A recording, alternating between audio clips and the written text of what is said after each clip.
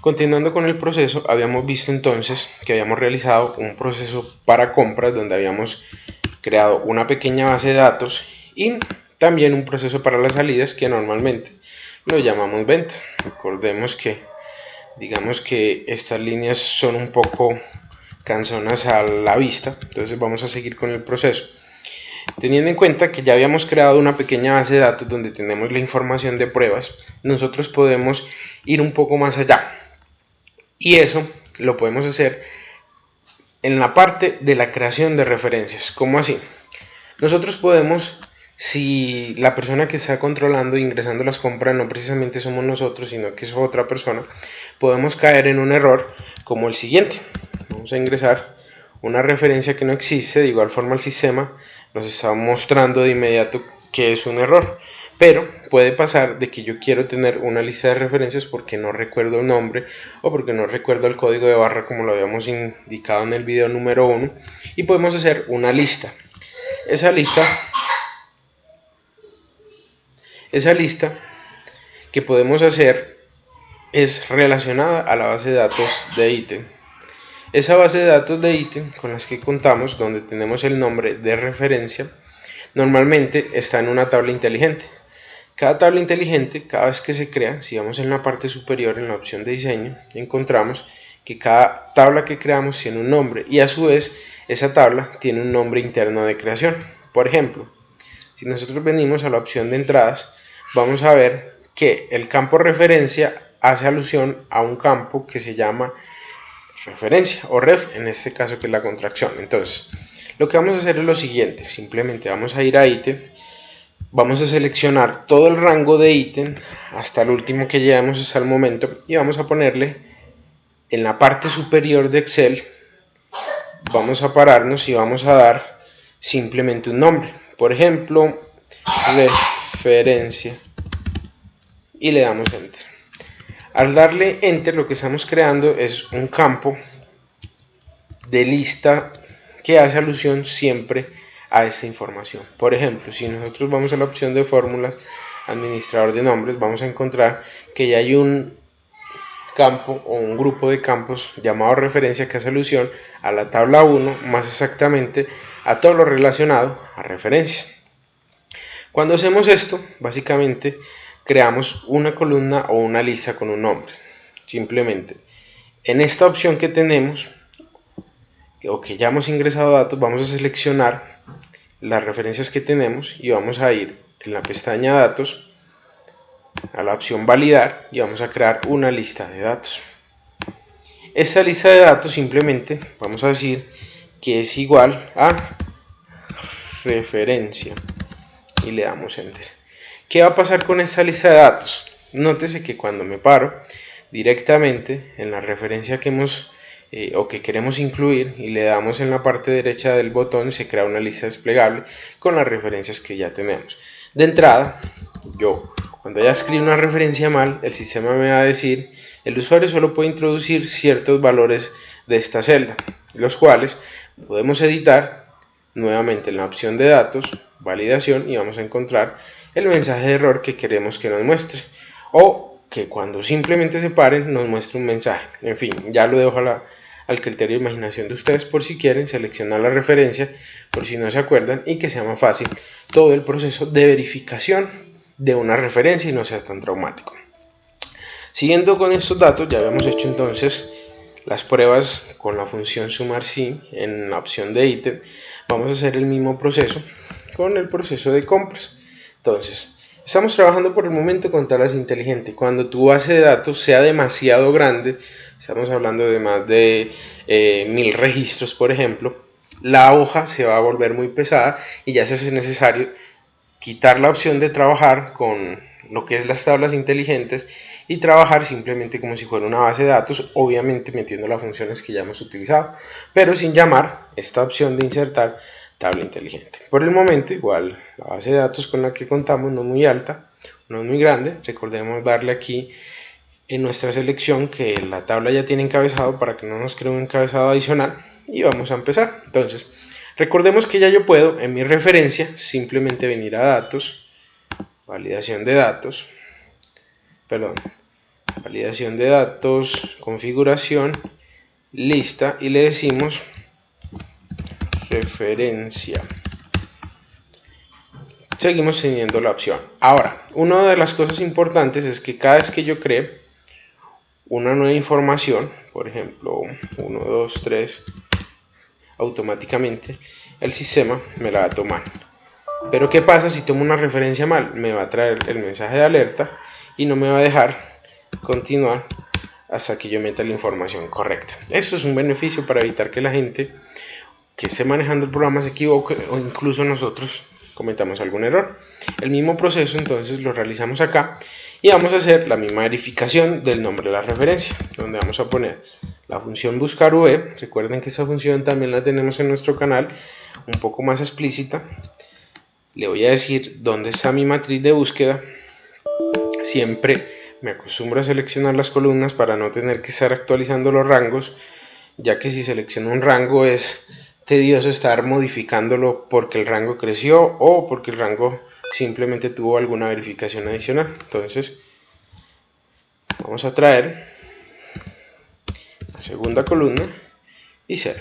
Aquí ya nos está trayendo la información.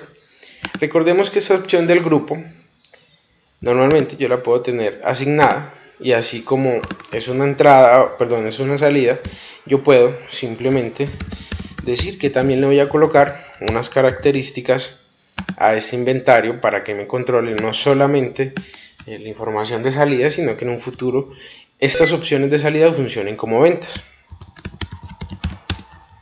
Bueno, contando ya con la información, tenemos, cambiemos los nombres, perdón, ya que aquí copié la información errada.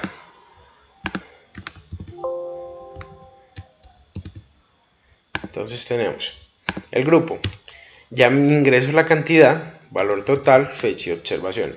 Aquí vamos a agregar otras opciones adicionales que son muy comunes para el proceso de salidas, como es por ejemplo el cliente, como es datos del cliente como NID o cédula, como son dirección y como es teléfono. Vamos a poner todo eso en mayúscula para que quede con la misma característica. Nombre, referencia, cantidad, valor total, fecha en la que se hizo el proceso y observaciones. Listo.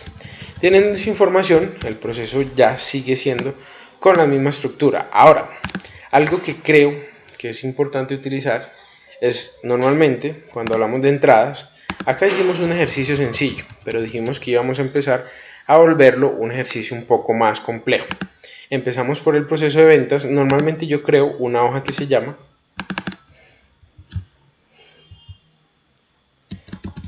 fichero.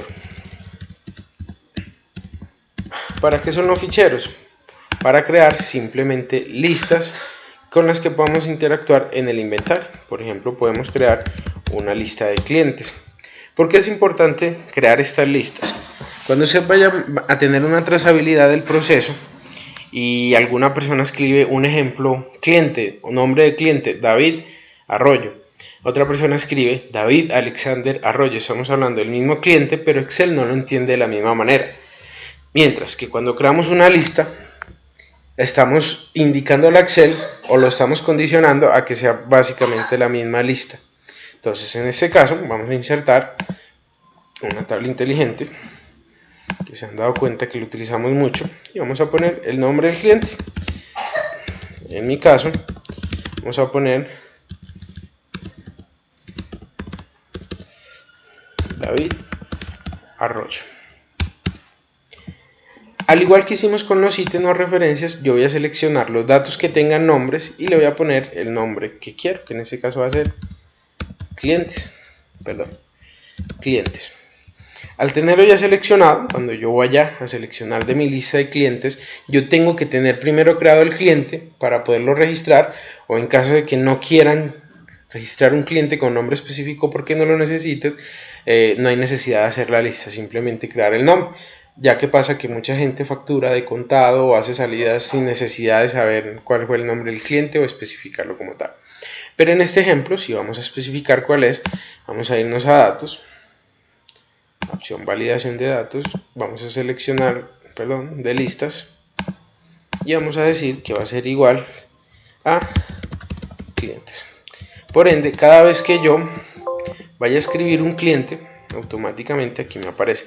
El beneficio de trabajar con tablas inteligentes es que yo voy a agregar una nueva cliente, Natalia Martínez. Nótese que cuando yo voy a la opción de salida no me toca agregar el rango del cliente, sino que él automáticamente lo agrega. Muy diferente cuando creamos una lista normal que va ligada a un rango. Con esta opción de poner el nombre, ya lo podemos ligar y podemos buscar a esa persona en la lista de clientes. Obviamente ya también podemos amarrarlo, ya sea primero llamando el nombre del cliente o primero llamando el NID. Muchas veces es más fácil por el nombre debido a que normalmente no nos sabemos el número de cédula de cada uno de los clientes. Vamos a poner un número de cédula cualquiera y simplemente le vamos a decir a Excel, búsquenos el NID de esta persona o el root o el número de cédula, como lo tengan identificado en su ciudad, su país, que normalmente es para términos tributarios. Bueno, en fin, así como en este caso yo estoy trayendo el NID, la dirección y el teléfono, yo puedo agregar aquí en mi información dirección, teléfono y asimismo vincularlos acá. Bueno, aquí hagamos algo. Como ya tenemos esta función, simplemente vamos a venir acá, vamos a pegarla, vamos a expandir el rango, o para hacerlo más sencillo vamos a volverla a hacer, buscar v. Lo primero que me pide esa función es el criterio que voy a buscar, que va a ser el nombre de David Arroyo. Lo vamos a buscar en mi hoja de ficheros y voy a traer la columna 3, que es cliente, NID y dirección. Por el momento no tiene nada. Y lo mismo voy a hacer para el teléfono, pero voy a traer la columna 4. Vamos a ponerle la opción más adelante y ahí nos aparece. Ahora, ya el resto del proceso lo conocemos, simplemente es poner las cantidades y el valor que tenemos. A medida que vayamos avanzando en el proceso de realización de este archivo, vamos a empezar a meter, por ejemplo, para el tema del costo, la valorización de nuestro inventario, ya que muchas veces queremos ver cuánto es el costo del inventario actual que tengo disponible. Obviamente vamos a tener que hablar de conceptos de inventario como son webs, PEPs y promedio, que normalmente están ligados al tema de inventarios y luego los explicaremos con más detenimiento. Bueno, en este caso no necesitamos valor 2.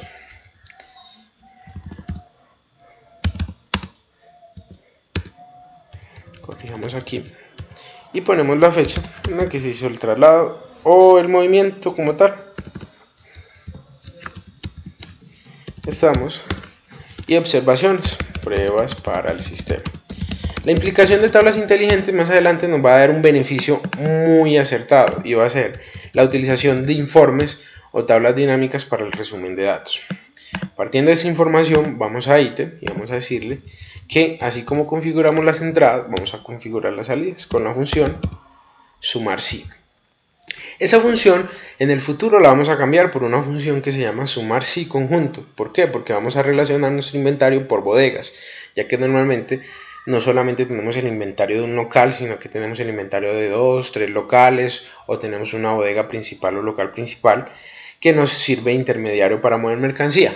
Bueno, en este caso vamos a seguir lo primero que nos pide la función sumar si, que es el rango, donde vamos a ir a mi hoja de salidas o ventas, como ya lo habíamos definido, y voy a coger mi rango de referencia, regreso a ítem, cojo mi referencia y luego me pide el rango sumal que debe estar en mi misma base de datos, que son las cantidades que hemos estipulado acá. Automáticamente se llena el resto de casillas diciéndome, bueno, en este caso tienes menos 66 unidades. Vamos a cambiar aquí las unidades. menos 66 unidades disponibles para el proceso. Bueno, aquí, bajamos un poquito más, bajemos a 120 unidades vendidas y nos va diciendo exactamente cuál fue las unidades vendidas, las unidades que han entrado, las unidades que han salido y el disponible. Ahora, teniendo esa información, más adelante vamos a construir el proceso de mínimos máximos. Vamos a empezar a agregar información acá como costo del inventario, mínimo máximo. Vamos arreglando aquí para que todo quede concordante. Aquí podemos agregar contracciones, sobre todo para que no nos ocupen espacio y nos hagan ver la tabla muy larga, ya que nos aprovecharía de manera visual. Vamos a reducir un poco acá y ya tenemos una información inicial de nuestro inventario. Con estos datos que tenemos vamos a seguir realizando un proceso hasta llegar a un inventario un poco más avanzado. En nuestra siguiente clase vamos a ver cómo en nuestro siguiente video vamos a ver cómo realizar el costeo de esa mercancía y vamos a empezar a ver cómo manejar diferentes tipos de bodegas, así como poner un poco más completa la tabla de entradas y salidas y empezar a llamarlo no entradas y salidas sino compras y ventas, que es normalmente lo que hace el juego del inventario, las compras y las ventas. Es todo por ahora, muchachos. Recuerden, si les gustó el video, suscribirse a nuestro canal. De igual forma pueden dejar comentarios. Hemos estado un poquito ausentes en estos momentos o últimamente, pero ya regresamos con toda la fuerza. Por eso necesitamos que nos apoyen y se suscriban y nos den los likes según como les haya parecido este video. Buena suerte y nos vemos más adelante. Gracias.